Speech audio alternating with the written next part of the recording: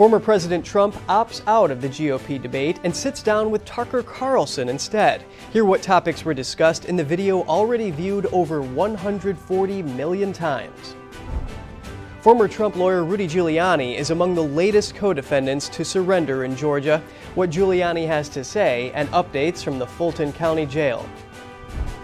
Millions of dollars reportedly missing in financial disclosures for President Biden's super PAC. One group is pushing the FEC to investigate. The leader of the Wagner group is reportedly dead. Find out the circumstances under which it may have happened, to which President Biden says he's not surprised. And a historic moment for India as it becomes only the fourth country to land on the moon's surface with a landing described as flawless.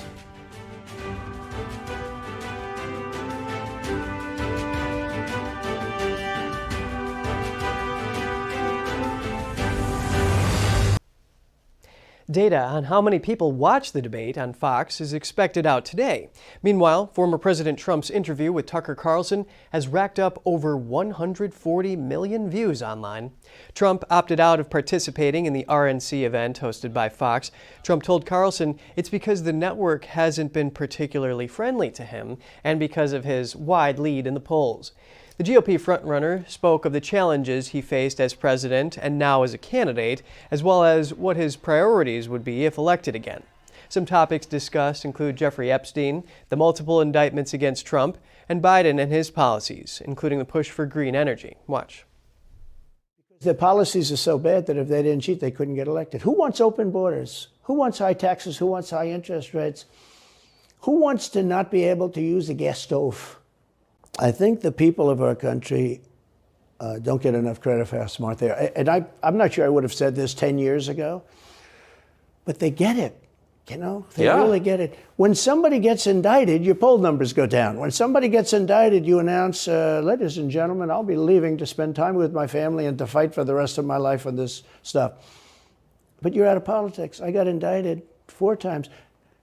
All trivia, nonsense. Carlson posted the interview on social media platform X just minutes before the GOP debate began. The video had over 70 million views in its first 30 minutes. And now we have an update from the Fulton County Jail in Georgia, where at least 9 defendants have surrendered ahead of Trump's planned surrender today. NTD's Melina Wisecup has updates for us on the ground. Melina, what's happened today? What can you tell us? Good morning, Kevin and Evan. So former President Trump will be here to surrender to this Fulton County Jail at some point today to those 13 charges brought against him by the district attorney here in Georgia. Now, we do expect to see a press conference here at 10 a.m., a rally for him, rather, not a press conference, where Trump supporters will gather just to show their support ahead of his arrival. There are, as you can see behind me, actually, there are already some Trump supporters here. Those are Blacks for Trump. They're here very bright and early ahead of that rally. So we can tell the support here. They really want to show it on the ground as the former president is expected to arrive. Now, as you mentioned, there are at least 9 defendants who have already surrendered here. One of the most notable being Rudy Giuliani, who's the former mayor of New York City. He's also Trump's former attorney. He surrendered here yesterday around noon. He was released on a $150,000 bail. His charges are slightly less than Trump. He has 12. Trump has 13. Now, remember, Giuliani was one of the lead figures on the front lines here in Georgia challenging the election results. And when he left the jail yesterday and spoke to reporters, he did not seem regretful at all about challenging those election results. He, in fact, said that he believes the district attorney is violating the Constitution. We'll show you what Giuliani had to say to reporters, as well as what his lawyer told me about their defense strategy in this case. He has violated people's First Amendment right to advocate the government, to petition the government for grievances, like an election they believe was poorly conducted or falsely conducted. People have a right to believe that in America. If you need to know what this is all about, the FBI stole my iCloud account. And you know when they went and stole it? The day that I began representing Donald Trump 4 years ago. You know when they gave it back? The day after I represented Donald Trump. The racketeering statute is so broadly drafted, it gives the state an easier opportunity to get in all kinds of evidence and things that are unrelated. So that's probably going to be the first point of attack, to look at the RICO charges. So tell us more about Trump's impending appearance. In addition to Rudy Giuliani, Yeah, Kevin, we'll get to Melina? that in just one moment, but I do want to mention something important. Something important that's happening here. In addition to Rudy Giuliani, Trump's chief of staff, Mark Meadows, is expected to surrender by that Friday deadline. Previously, we weren't sure if we would see him, but a federal judge just yesterday did deny his request to delay his surrender until sometime next week because he does have a hearing on Monday about moving his case to federal court. Now, to get to your question, Kevin, about what we can expect to see when the former president gets here, we do expect a rather quick process. We're still tracking the timing of when he plans to come. We've seen some reports that he'll come around, tonight during prime time, but we're still trying to confirm that information.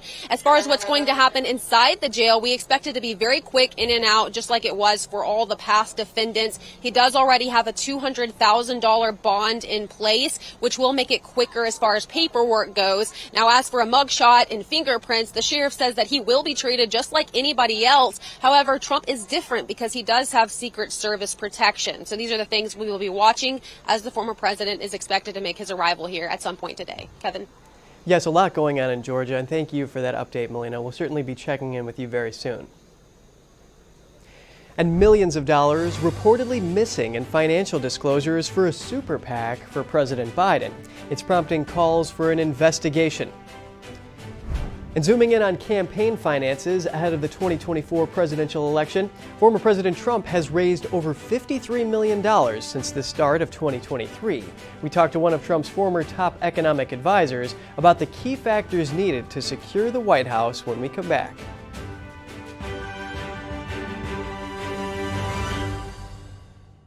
Anyone who's ever sold a home will tell you it's really hard. And it's one of the biggest financial decisions you'll ever make. That's why who you work with matters. Together with HomeLight, we take care of every detail.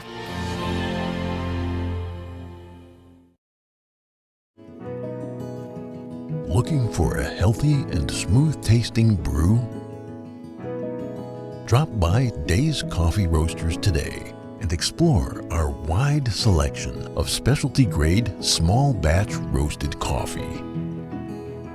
Home to North America's first enzyme-fermented coffee, we source a wide selection of specialty-grade coffee beans from around the world, and our baristas are ready to craft your customized brew. Visit Days Coffee at 28 North Street, Middletown, New York. Come experience a brew like no other. Award-winning filmmakers Stephen Barber and Matthew Housley, along with producer Tamara Henry, bring you the world's most dangerous paper route. Never-before-seen images from legendary Stars and Stripes military newspaper. Don't worry about the bullet with your name on it. Worry about those flying around that say to whom it may concern. I was a member of the West Point class of 1974. Stars and Stripes was part of our daily existence. In a way, the hometown newspaper of the U.S. military. I think it's the most important newspaper in the world. I had a choice between going to Armed Forces Network or to Stars and Stripes, and I picked Stars and Stripes. Join Vanilla Fire Productions as they head downrange to Afghanistan, Iraq, and Kuwait to follow the world's most dangerous paper route. These people put their lives on the line continuously.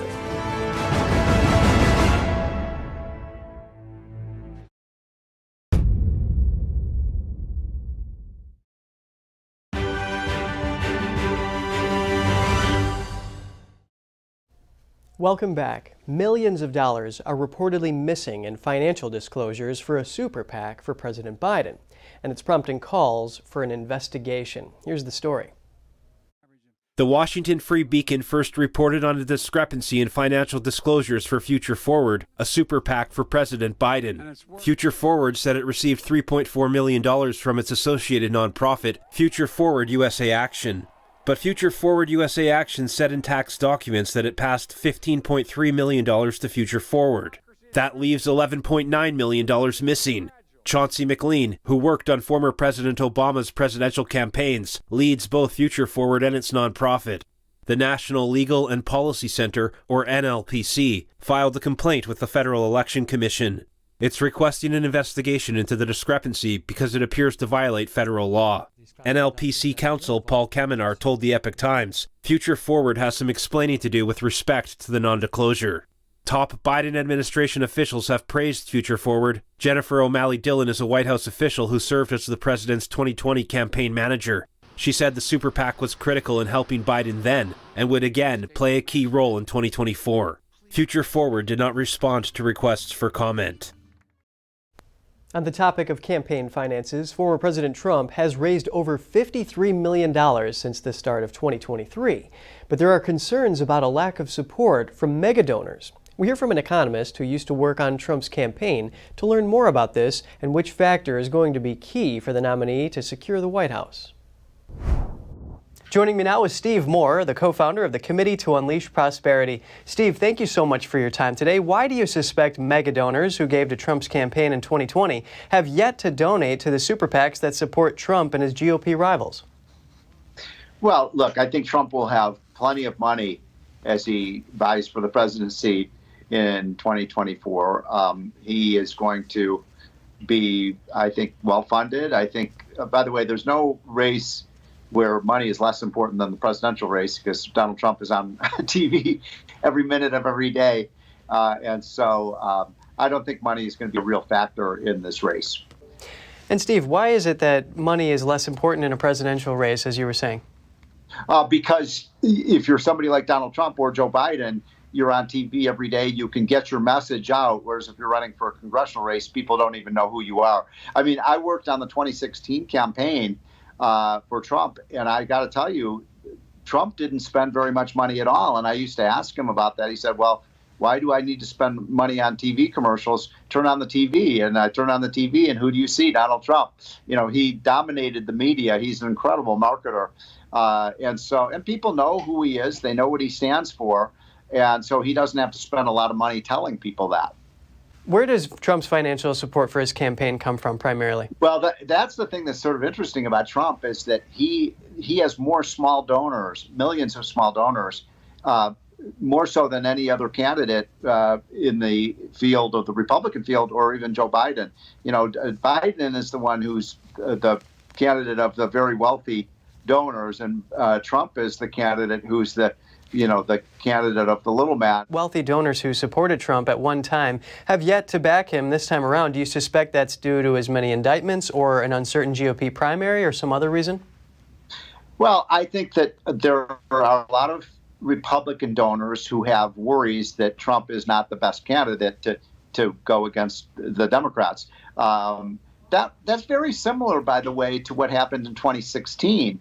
Where throughout the 2016 campaign and throughout the 2016 primary, a lot of the big donors stood on the sideline and said, Trump can't win, Trump can't win. Remember, that was the media was saying Trump had a 1 in 100 chance of becoming president. And so Trump has a way of defying the odds.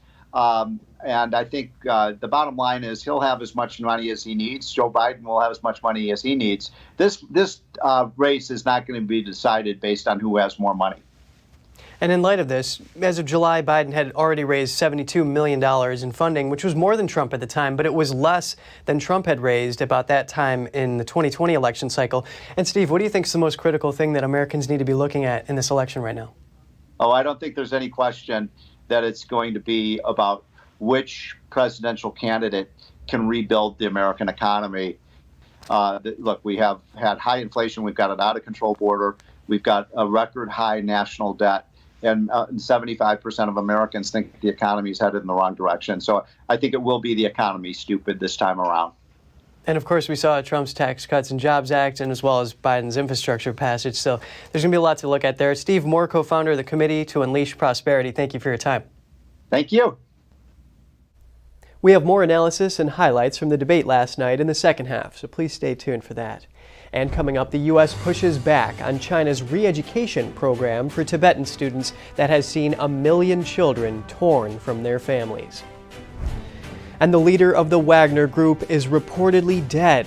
Find out the circumstances under which it may have happened, to which President Biden says he's not surprised.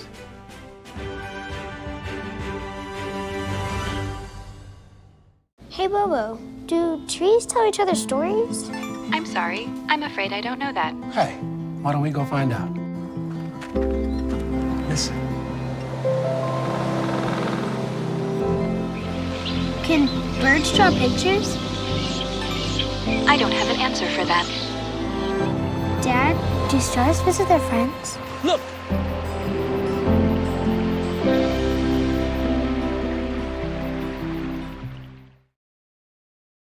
Regardless of where you are on your path to retirement, you can still take charge of your financial future today.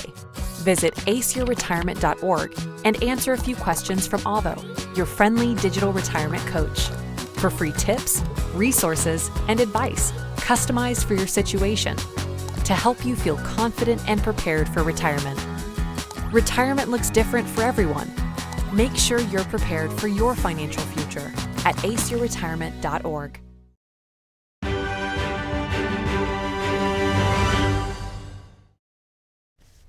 It's good to have you back with us. Around 1 million Tibetan children are in Chinese state-run boarding schools. Now the U.S. is stepping up sanctions against the Chinese Communist regime. NTD's Sam Wong has the details on that and bills to protect U.S. land. Washington plans to block the visas of Chinese officials who are involved in the forced assimilation of Tibetan children. According to the State Department, it impacts current and former Chinese officials, in particular those who are involved in state-run boarding schools in Tibet. The UN reports that around 1 million Tibetan children have been forcibly removed from their families due to China's re-education policy. Secretary of State Antony Blinken said on Tuesday, these coercive policies seek to eliminate Tibet's distinct linguistic, cultural, and religious traditions among younger generations of Tibetans. He then urged the regime to end the repressive policy all throughout China. Last December, Washington also sanctioned 2 high-ranking Chinese officials over human rights violation in Tibet. On the local level, lawmakers across 33 states have put forth 81 bills this year, all aiming to restrict Chinese citizens from buying properties near military bases. Some of those bills are now passed in states such as Alabama, Idaho, and Virginia. Those in support see the land as a national security interest, noting that the Chinese regime could use the land to spy on critical U.S. infrastructure nearby. Additionally, they also fear that the country's food supply could be in jeopardy if too much agricultural lands ended up in the hands of foreign entities. The bills gained attention back in February following a Chinese spy balloon flying across the U.S. before Washington shot it down. Sam Wong, NTD News. In more international coverage, Russian authorities say mercenary chief Yevgeny Prigozhin was listed as a passenger in the fatal plane crash yesterday. According to Russian officials, the crash happened Wednesday evening north of Moscow, leaving no survivors. NTD's Jason Perry has the details. Russian mercenary group leader Yevgeny Prigozhin died in a plane crash on Wednesday evening. That's according to a channel affiliated with the Wagner group. Russian state media confirms that Prigozhin was listed as a passenger and there were no survivors. Russia's Emergency Situations Ministry said in a statement that the plane was traveling from Moscow to St. Petersburg and had crashed in the Tver region. Images from FlightRadar24.com show an unidentified plane flying northwest of Moscow, then disappearing from the screen.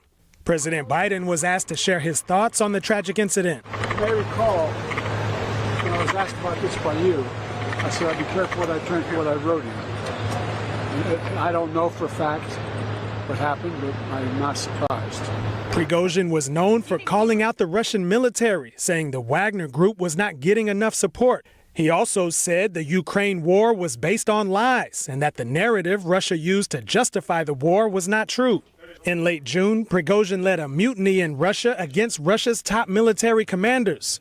Along the way, the Wagner group shot down a number of military helicopters, killing Russian pilots. And what surprised many people was Putin gave Prigozhin amnesty for trying to overthrow the Russian military, which Putin said could have caused a civil war.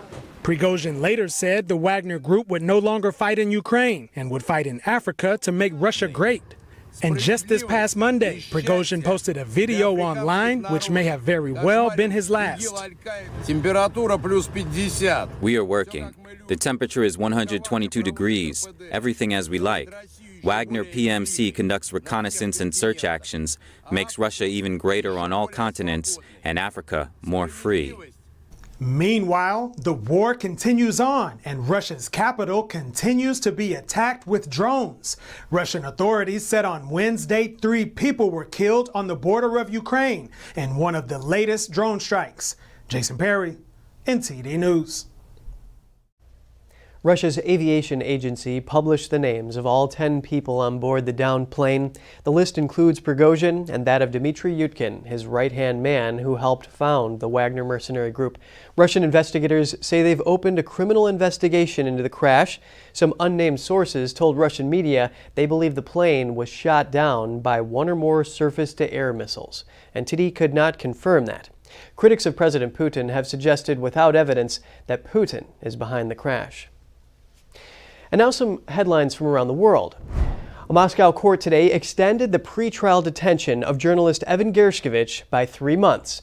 Gershkovich is a U.S. citizen and a Wall Street Journal reporter. He was arrested by Russia's Federal Security Service in March on charges of espionage. Both Gershkovich and the Journal deny the charges. A Norwegian energy firm inaugurated the world's largest floating offshore wind farm yesterday. The Hywind Tampen wind farm comprises 11 wind turbines. Its 88 megawatts of capacity will supply nearby oil and gas platforms and cut CO2 emissions. During a live TV broadcast, a fire-damaged tree in Turkey fell onto a car with an emergency worker in it. Video footage shows a reporter speaking live on air as the branch came down. The worker was taken to the nearest hospital with fractures to his legs. Some 90 people suffered injuries from the wildfire in Turkey. No deaths were reported. North Korea's second attempt to place a spy satellite into orbit failed yesterday. The rocket booster experienced a problem with its third stage. Space authorities vowed to try again in October. The nuclear-armed country says it plans a fleet of satellites to monitor moves by U.S. and South Korean troops. And just ahead, we have post-debate coverage on the first GOP primary. What are the biggest moments and who stood out? We hear from both Republicans and Democrats. Organized burglaries targeting large retail stores in Los Angeles County. Find out why critics of the local district attorney are saying a certain policy is contributing to this trend after the break.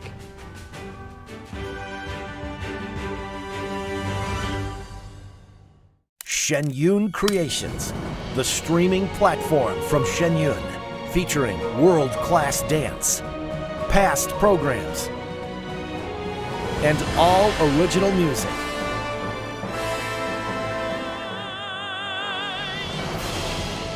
Masterclasses, behind the scenes, comedy, and more. Explore shenyuncreations.com.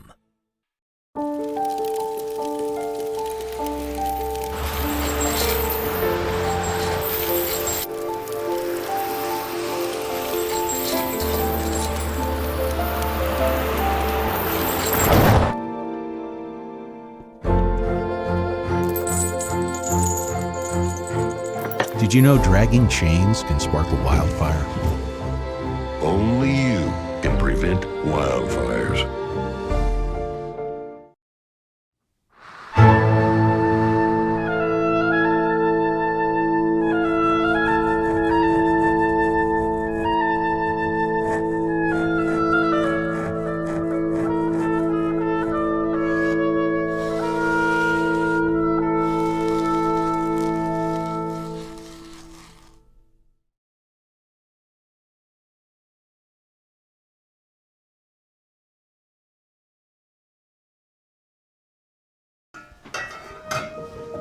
Hey, I told you enough of that. But look, this is different. It's Ganjing World.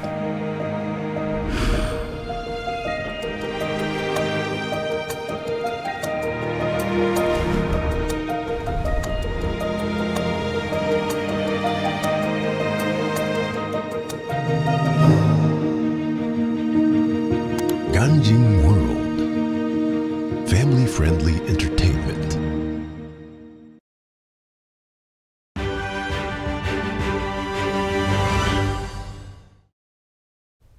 Welcome back. 8 candidates squared off at the first GOP primary debate. NTD's Capitol Report host Steve Lance spoke to a team of political analysts. Here are some of the highlights. Jenny Beth, if we could get your thoughts, high-level overview, winners and losers tonight. Well, I think that the winner of the debate was the man who was not in the room, President Trump, on the debate. It looked like the adult in the room was actually not in the room, and he was having a longer, more in-depth conversation with Tucker Carlson on Twitter. Well, obviously, a number of the candidates went after Vivek Ramaswamy, I think because he's higher up in the polls, but also because I think they personally found him kind of obnoxious and condescending. I think a lot of things that Vivek said probably sounded really good. How he's going to get rid of teachers' unions in the country and get rid of all these departments is really impossible. So he said a lot of things that sounded good. I think that's going to appeal to a lot of people. What was fascinating to me is the two individuals who probably were acting the most presidential in that they weren't getting into these kind of fist fights or knife fights with each other were Governor Ron DeSantis and Senator Tim Scott, with, I think, an edge to Governor DeSantis. I also think that Donald Trump made a tactical error by not participating because if there were 9 people on that stage rather than 8, given the time constraints, Trump would have absolutely dominated the event. It would have all been about him, and no one else would have been able to get in a word edgewise. You can see the full version of that riveting discussion at NTD.com. And in other news, South Carolina's new heartbeat abortion ban is allowed to stay in place. The state Supreme Court ruled yesterday to uphold the new law. In a 4-1 ruling, the South Carolina Supreme Court found the state's constitution's protections against unreasonable invasions of privacy did not include a right to abortion. The court also found the law was reasonable in relation to the state's interest in safeguarding the unborn. South Carolina lawmakers passed the bill in May, largely along party lines. It bans abortions after fetal heart activity is detected, usually around 6 weeks of pregnancy. The latest court ruling came after it struck down an earlier version of the bill in January. In Los Angeles, there are more instances of flash mob robberies targeting large retail stores. That's where a group of thieves grab as many items as possible, often exceeding $100,000 in value. A county-wide policy established under District Attorney George Gascon is being criticized as a contributing factor to this trend. NTD's Jack Bradley has more. Several organized burglaries at luxury outlets in Los Angeles County have resulted in the theft of hundreds of thousands of dollars in merchandise over the past few weeks. Some of these suspects are repeat offenders who were released from custody due to LA's zero cash bail policy. I spoke with former LA District Attorney Steve Cooley to break it down. The zero bail policy, in many instances, lets out criminals with a mere citation. They never even get processed completely. And they then are out and about and able to recommit their crimes. Almost 15 to 20% of all those who are released on zero bail, instead of being on bail, commit a crime again. That's called recidivism. Bail is in the Constitution of the United States of America. Its purposes are well established. Basically, under the penal code, bail is set to assure the future appearance of a charged criminal.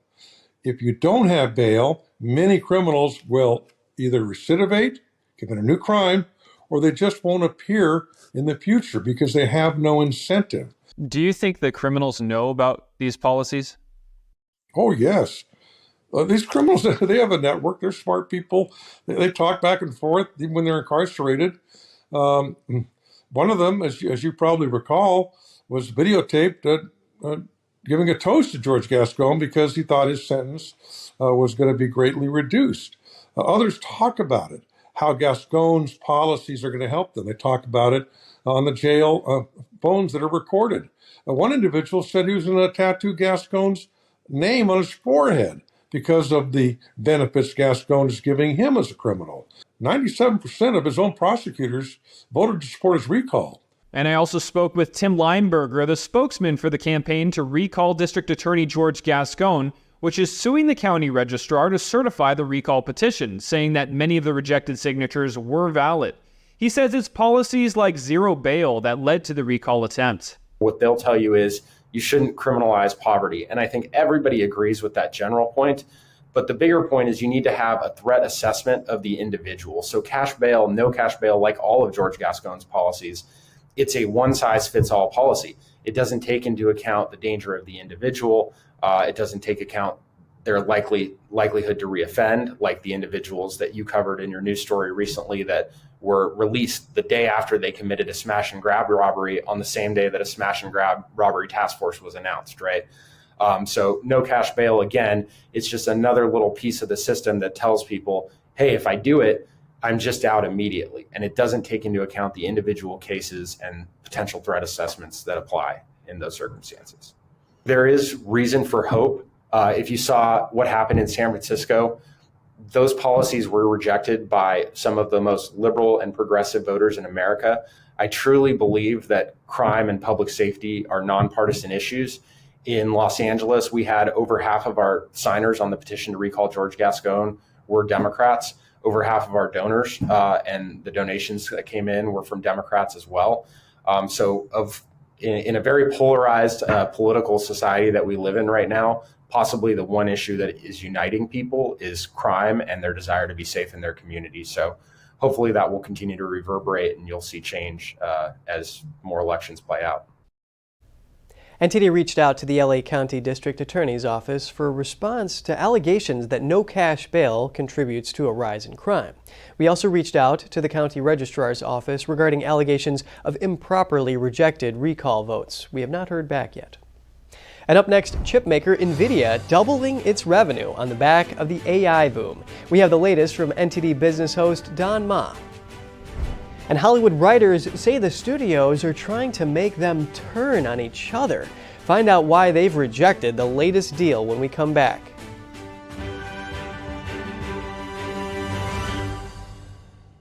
Stay tuned to get 2 rolls of alien tape free. You wouldn't stick your mother-in-law on the wall, but you could with alien tape. It just sticks. Just peel and stick to make anything stay in place quick. Brick, pavers, marble, tile, plastic, even leather. Nothing works better than alien tape. You wouldn't stick your fishbowl on a moving car, but you could with alien tape. The secret is nano-stick technology that grabs and locks on to secure one side of the surface to the other. Alien tape secures in seconds, then twist, pull, and rinse to reuse. Call or go online to get your first roll of alien tape for just $19.99, plus shipping and processing. But to make this deal really stick, we'll give you 2 more rolls absolutely free. You get 3 rolls of alien tape for one low price. Order now. To order, call 1-800-490-1364 or go to tryalientape.com. So call 1-800-490-1364 or order online at tryalientape.com. Being prepared is a part of who you are. But it's especially important in the case of a disaster. Be informed about possible emergencies in your area. Make a plan that covers where you'll go in an emergency. Build a kit with the things you need to survive. There's no one more capable of planning for your situation than you. Start your plan today. Go to ready.gov/myplan. There is a whole big cottage industry for racism. If racism went away, a lot of people would be unemployed. The mob during the Minneapolis riots following the death of George Floyd. A bunch of white thugs, frankly, burning down the city's traditional black and Asian business district while chanting Black Lives Matter. It was literally surreal. Oh, but we black. You gonna tell me how to be black, right? Y'all don't care about black people. I am not African. I am 100% American. Y'all the same Democrat Party who've been terrorizing black people from the beginning, and now y'all got the audacity to say Black Lives Matter? Their bread and butter and their bottom line, their raison d'etre and everything that they're trying to do depends upon people being kept in these boxes.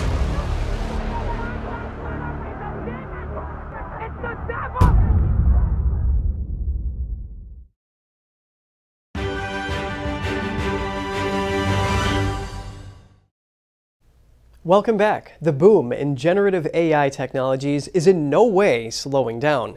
The demand grows, and the latest beneficiary is chipmaker Nvidia. Here to discuss this is NTD Business host Don Ma. Good morning, Don. It's great to have you on.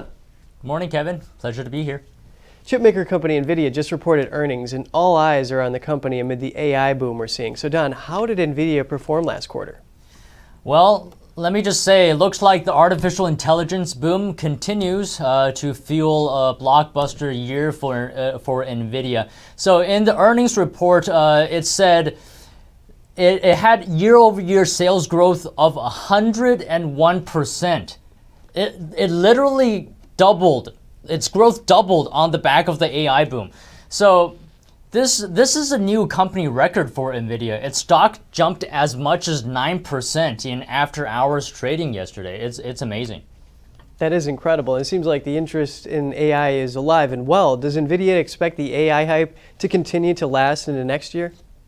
Yeah, it seems like the company is still quite optimistic about AI's future. The company saw $13.5 billion in revenue in the second quarter, and for the next quarter, it's forecasting revenue of $16 billion.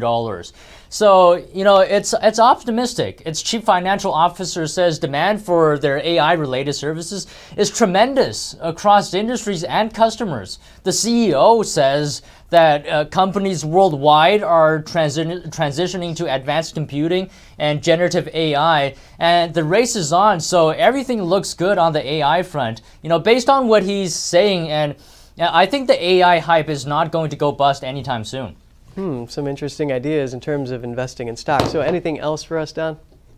Yeah, just some figures from the stock market. Shares of Peloton, the largest interactive fitness platform in the world, nosedived over 20% to a record low. That's on the heels of post-COVID declines in bike sales, a recall of over 2 million bikes, and a $75 million settlement with Dish Network. Foot Locker shares also tanked 35%. The sportswear retailer lowered its annual forecast because of weak consumer demand due to inflation. And as well, Macy's reported a sharp uptick in the number of customers not paying their credit card bills. Macy's credit card sales are down 36% this year, and it may be a bigger problem, a part of a bigger problem at least. Moody's says credit card and car loan delinquencies have surpassed pre-COVID numbers. Now, analysts attribute it to growing financial stress on consumers. But yeah, on that note, that's all from me this morning. Very interesting updates, Don, host of NTD Business. Thank you. Thank you, Kevin. Hollywood studios have proposed a deal to end the writers' strike, but the Writers Guild has rejected it, accusing the studios of trying to make the strikers turn on each other. NTD's Colin Fredrickson has more. Hollywood studios have proposed a deal to end the ongoing strike by writers. The president of the Alliance of Motion Picture and Television Producers, Carol Lombardini, says its priority is to end the strike and end the hardships that so many people and businesses that service the industry are experiencing. The proposal includes the highest wage increase for the Writers Guild of America in 35 years, a compounded 13% increase over a 3-year contract. Certain writers could get a 15% increase in their minimum rate. The studios say this could mean that for some, their pay could be over $9,000 a week for up to 19 weeks. And written material produced by artificial intelligence would not be considered literary material. Also, writers would get viewership data, so they would know how many people were watching their content. That is not a bad offer. If normal people read that it's $14,000 a week for a writer in the writer's room, or 12,000, then you lost a sense of reality, what the normal income situation is. Producer and director Ua Ball has worked with actors like Jason Statham, Ben Kingsley, and Michelle Rodriguez. He's trying to cast Wesley Snipes in his new movie, but can't because of the strikes. He says we shouldn't forget that many of the strikers are very blessed in comparison with the rest of the world. United will never be defeated. I feel like they acting like they're fighting for the small worker, but they're not. I know a lot of poor people, they suffering now.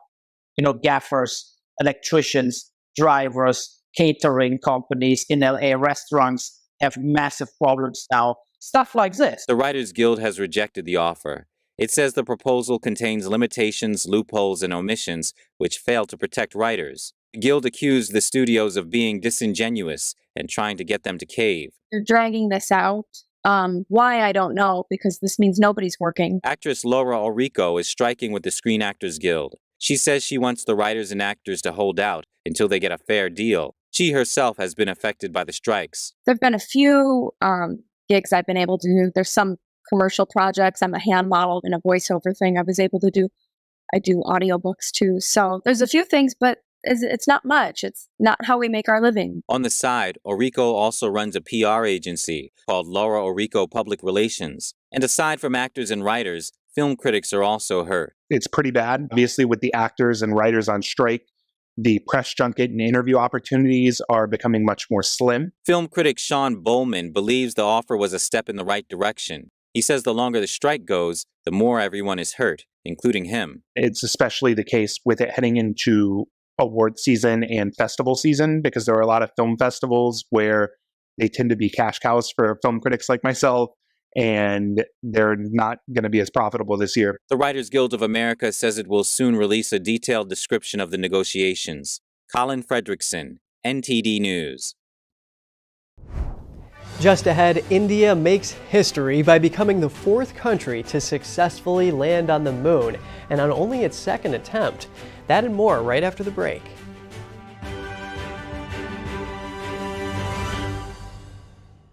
You a doctor, Luke? He's also a writer. Did Jesus like telling stories? He told loads of stories. He talked like that all the time. But why?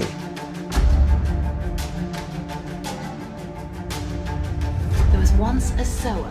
There was one young woman who thought the very same. Once a man on a seven journey. Found a treasure of the great maestro and the 3 talented students.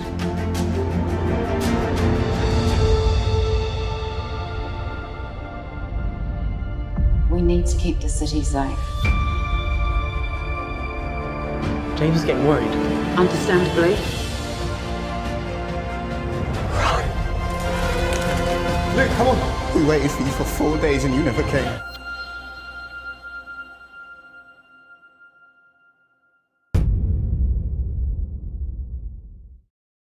How prepared is your family if a tornado shows up at your doorstep, or a flood, or a hurricane?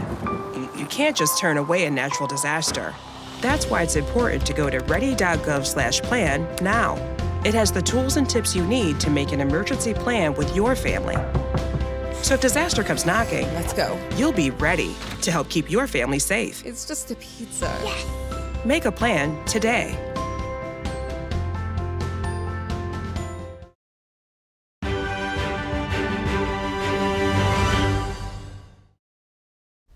Welcome back. India made history yesterday as it became the 4th country ever to land on the moon. The live event was watched by tens of millions. It's India's 2nd attempt at a moon landing, and it comes less than a week after Russia's Luna 25 mission failed. NTD's Cost Temenes has more on the story. It was a remarkable day for India. Lander module. Scientists and officials clapped and cheered as the Chandrayaan-3 spacecraft landed. On top of being only the 4th country to successfully conduct a moon landing, India became the 1st country to ever land on the unexplored south pole of the moon. Photographs of the descent were shared by India's Space Research Organization. This achievement not only marks India's presence on the moon, but also symbolizes the aspirations of 1.4 billion Indians. Beyond that, it's a historic moment for humanity as we venture into uncharted territory near the moon's south pole. The live event was watched by around 70 million people on the Indian Space Research Organization's YouTube page, including Prime Minister Narendra Modi, who watched the landing from South Africa, where he is attending a BRICS summit. People cheered in the streets, waved flags and danced in celebration. The landing has been described as flawless. When it is such a tough journey for going to moon and landing, soft landing, which is very difficult for any nation to achieve today, even with the advancement of technology, and we achieving it in just two missions. The first mission had a narrow miss, and now we achieved it so perfectly. The Chandrayaan-3 is expected to remain functional for 2 weeks. It will run a series of experiments including a spectrometer analysis of the mineral composition of the lunar surface.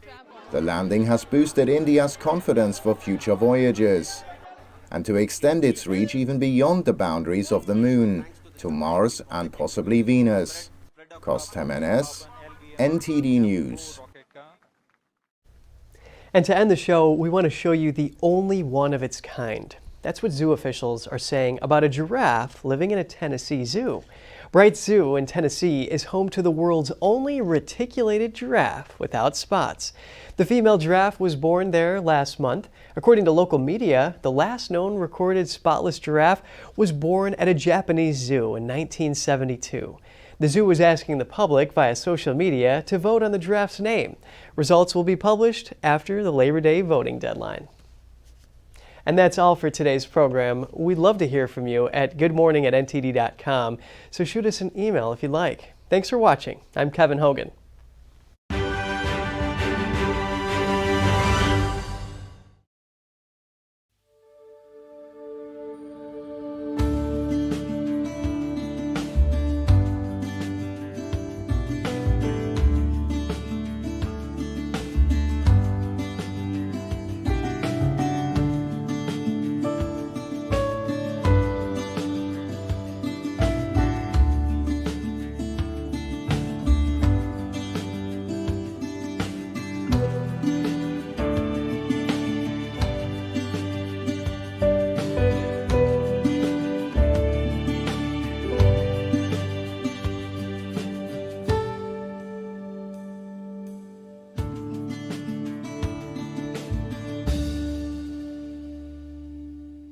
Thanks for watching us on YouTube. Did you know YouTube only keeps selective videos on its platform? So if you want to make sure you get the full picture, just subscribe to our newsletter.